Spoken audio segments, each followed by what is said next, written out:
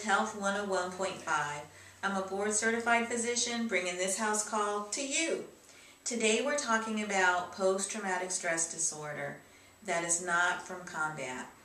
It's also called PTSD because post-traumatic stress disorder is a mouthful. We've talked in other segments more about the name, and we've also talked about combat related, but just to review, post means after, and you know what traumatic is. So this is a syndrome that develops, a disorder that develops after a life-changing event.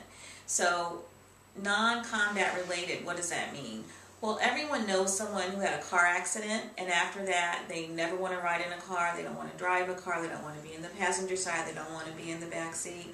Just a lot of fears about the car after the accident.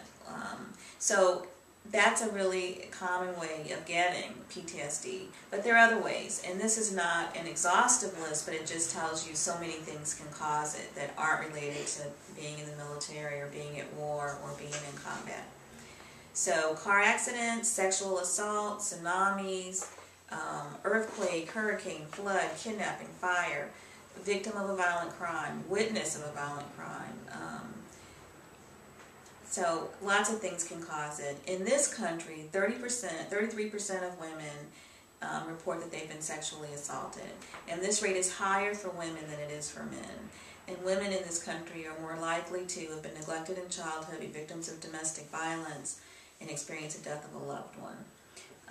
In the U.S., women are more likely to develop post-traumatic stress disorder than men. But there are also some groups that are more likely to develop it also. And they are African Americans, Hawaiian Americans, and Latino Americans. More likely to develop PTSD than whites. However, there is a group in the country that is the least likely to develop PTSD, and that's Asian Americans. So post-traumatic stress disorder, we've been talking about it now. This is the third segment. We've talked about kind of generally what it means, where the term comes from. We've also talked about combat related, and now we're concluding with PTSD that's not from combat. So lots of people have PTSD, and it's important for all of us to be educated about it and to know something about it. This is Dr. Michelle with Health 101.5. I'm so glad you joined us. Thank you.